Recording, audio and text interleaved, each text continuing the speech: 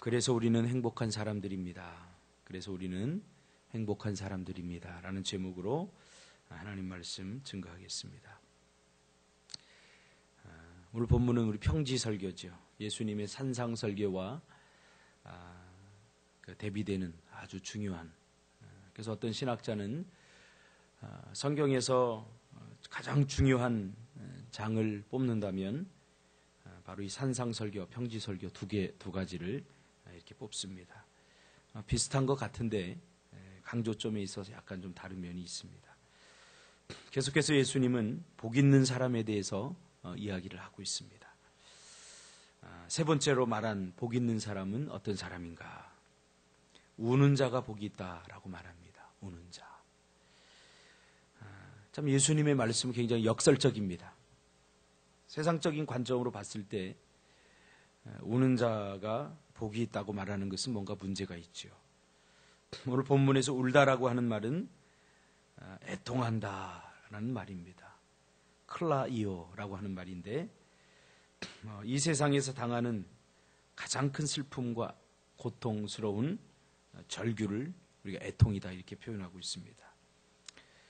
여러분 생각해 보십시오. 어떻게 애통하는 사람을 복되다고 말할 수가 있겠습니까? 세상에서 가장 큰 슬픔과 고통을 겪고 있는 그런 사람을 우리가 복되다 이렇게 말할 수 있겠습니까?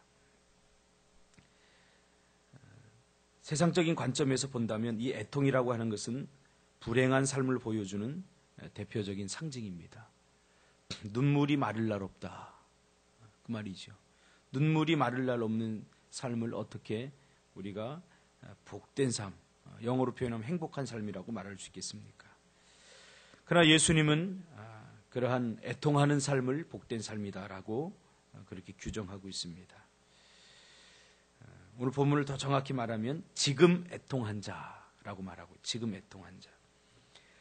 지금 예수님께 모인 자들, 예수님의 말씀을 들으려고 모인 자들은 어떤 자들입니까? 예수님의 눈에 비친 이들은 모두 애통한 자들입니다. 그렇죠? 질병을 갖고 있고 또 인생의 문제를 갖고 있고 그리고 공허함과 허전함에 시달리고 있고 뭔가 눈물이 마를 날 없는 삶을 살고 있는 사람들이 지금 예수님의 말씀을 들으러 모였습니다. 그들이 예수님 앞에 무엇 때문에 나왔는가? 그 애통 때문에 나온 거죠. 지금 그들의 지금 애통하기 때문에 지금 나올 수 있었던 거죠. 그러니까 오늘 본문에서 가장 중요한 강조할 점 뭐냐면 지금 애통한 자들입니다. 지금 애통한 자들. 지금 애통한 사람들이 예수님께 나오지 못하는 사람들도 많이 있죠. 그러나 예수님께 나온 사람들은 애통한 사람들입니다. 왜 복되느냐? 지금 애통한 그 애통함 때문에 주님께로 나왔어요. 그리고 주님께 나와서 주님께서는 그 애통함 때문에 나온 그들을 향해서 내가 너희를 웃게 할 것이기 때문이다. 그렇게 말하고 있죠. 이사야서 35장 10절 이하에 하나님께서 슬픔을 기쁨으로 바꾸리라는 구약의 약속에 근거해서 예수님께서 지금 이 말씀을 하는 거죠.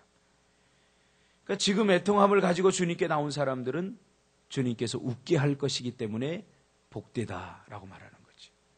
여기서 웃게 한다라고 하는 말은 위로라고 하는 말이 있습니다. 위로. 마태복음 5장 4절에 보면 애통하는 자는 복이 있다고 말하면서 그 이유는 하나님의 위로를 받을 수 있기 때문이다 라고 말합니다. 애통 자체가 복은 아닙니다. 그러나 그 애통을 가지고 주님께 나온다면 주님께서는 그 애통을 기쁨으로 바꿔주시겠다. 웃음으로 바꿔주시겠다. 즐거움으로 바꿔주시겠다. 한마디로 말하면 위로해 주겠다. 그러니까 애통하는 자가 복이 있다라고 말하고 있는 거죠. 인생을 스스로 즐기는 사람에게 하나님의 위로는 필요하지 않습니다. 오늘날도 마찬가지죠. 그들은 하나님의 위로 같은 것을 기대하지 않습니다. 왜냐하면 자기들이 언제든지 스스로 위로를 할 수 있기 때문입니다. 돈이 위로가 되고 또 그들이 가지고 있는 즐거움의 시스템이 그들을 위로합니다. 캠핑을 가고 또 좋은 곳에 호텔을 잡고 즐기고 이러면서 스스로 위로할 수 있다라고 그렇게 믿습니다. 그러나 우리 인생을 살다 보면 정말로 자기 스스로가 자신을 위로할 수 없는 그러한 문제를 만날 때가 있습니다. 그때가 되면 진정한 위로자가 필요한 거죠.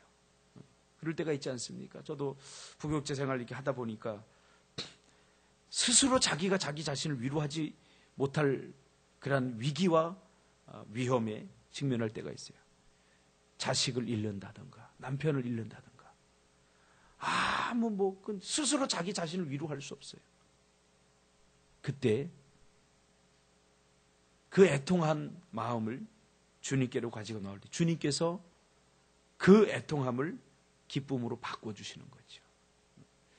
가만히 보면 그 가족을 잃은 슬픔과 아무도 위로할 수 없는 그 아픔을 겪고 있는 그들을 가만히 제가 이렇게 관찰해 보니까 주님의 위로가 그것을 극복하게 하더라고요.